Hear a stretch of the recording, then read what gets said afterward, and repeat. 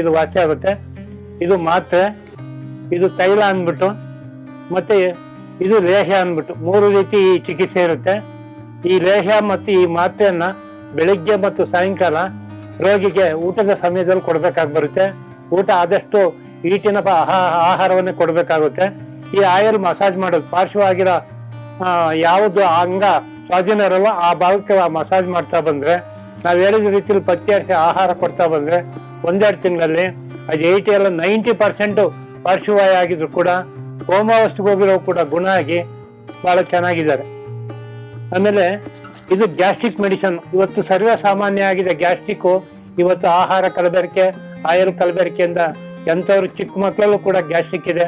ಆ ಗ್ಯಾಸ್ಟ್ರಿಕ್ ಅನ್ನ ಈ ಚೂರ್ಣ ವಾಸಿ ಮಾಡಿ ಬೆಳಗ್ಗೆನೆ ಒಂದು 200 ml ಬಿಸಿನೀರು, 1 ಕಾಲು ಸ್ಪೂನ್ ಪೌಡರ್ ಹಾಕೊಳ್ಳೋದು, ಶುಗರ್ ಇಲ್ಲ ಅಂದ್ರೆ ಸಕ್ಕರೆ ಹಾಕೊಂಡು ಕುಡಿಯೋದು. ಜೀರಾ ಬಿಂದು ಇದ್ದಂಗೆ ಇರುತ್ತೆ, ಬಟ್ ಎಲ್ಲ ಗಿಡಮೂಲಿಕೆ ಸಾಂಬಾರ್ ಪದಾರ್ಥಗಳನ್ನೇ ಉಪಯೋಗಿಸಿ ಮಾಡಿರ್ತೀವಿ.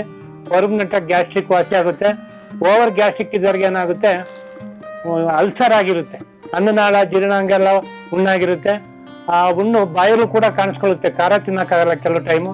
ಅಂಥವ್ರು ಈ ಟ್ಯಾಬ್ಲೆಟ್ಸ್ ಕೊಡ್ತೀವಿ, ಅಲ್ಸರ್ ಟ್ಯಾಬ್ಲೆಟ್ಸ್ ಅಂತ. ಇದು ಆ ಹುಣ್ಣನ್ನು ವಾಸಿ ಮಾಡುತ್ತೆ, ಗ್ಯಾಸ್ಟ್ರಿಕ್ ಕೂಡ ಪರ್ಮನೆಂಟ್ ಆಗಿ ವಾಸಿ ಮಾಡುತ್ತೆ. ಆಮೇಲೆ ಹೆಣ್ಣು ಮಕ್ಕಳಲ್ಲಿ ರಜಾ ಆದಾಗ ಹೊಟ್ಟೆ ನೋವು ಬರುತ್ತೆ. ಅವ್ರಿಗೆ ತುಂಬಾ ಬಿದ್ದು ಒದ್ದಾಡ್ತಾರೆ, ತುಂಬಾ ನೋವು ಅನುಭವಿಸ್ತಾರೆ. ಯಾವ ಮೆಡಿಸಿನ್ ತಗೊಂಡ್ರು ಕೂಡ ಅದು ಪೂರ್ಣ ವಾಸಿ ಆಗಲ್ಲ. ಆ ಥರ ಹೊಟ್ಟೆ ನೋವು ಬರೋ ಮಕ್ಕಳಿಗೆ ಮದುವೆ ಆದ್ರೂ ಕೂಡ ಮಕ್ಕಳಾಗೋ ಚಾನ್ಸ್ ಇರಲ್ಲ. ಸುಮಾರು ಜನಕ್ಕೆ ನಾವು ಈ ಮಾತ್ರೆಯನ್ನು 3 ತಿಂಗಳಿಗೆ ಕೊಡ್ತೀವಿ. 3 ಮಾತ್ರೆ ತಿಂಗಳಲ್ಲಿ 1 ಮಾತ್ರೆ ಬಳಸ್ಬೇಕು. ಅವ್ರಿಗೆ ಹೊಟ್ಟೆ ನೋವು ನಿಲ್ಲುತ್ತೆ. ಆಮೇಲೆ ಕನ್ಸೀವ್ ಆಗಿ ಎಷ್ಟೋ ಜನ ಮದುವೆ ಆಗಿರೋ ಹೆಣ್ಮಕ್ಳು ಮಕ್ಕಳಾಗಿದೆ. ಯಾಕಂದ್ರೆ ಈ ಹೊಟ್ಟೆ ನೋವು ಬರುವಾಗ ಮಕ್ಕಳಾಗೋ ಚಾನ್ಸ್ ಇರಲ್ಲ. ರೋಗನೂ ವಾಸಿ ಆಗುತ್ತೆ, ಮಕ್ಕಳ ಫಲನೂ ಉಂಟಾಗಿದೆ. ಅಷ್ಟು ಉಪಯೋಗವಾದಂಥ ಹೊಟ್ಟೆ ನೋವಿನ ಮಾತ್ರೆ ಲೇಡೀಸ್ಗೆ ಮಾತ್ರ ಕೊಡುವಂಥ ಮಾತ್ರೆ ಅದು.